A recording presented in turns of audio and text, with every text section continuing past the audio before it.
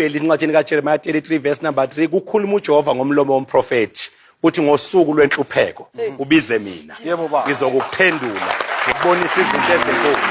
Babukele emakhaya ngiyathanda uqinisa ilona loyo umbukeli obhekene nezimo ukuthi awedwa ezimeni obhekene nazo. Uhlobo lwabantu luthathu, kunabantu abaphumile ezimeni abaphethe ubufakazi njengodadewethu Verona ukuthi uNkulunkulu okhipha naye. Kunabantu abangaphakathi ezimeni abakhala izinyembezi ukuthi bayophuma nini.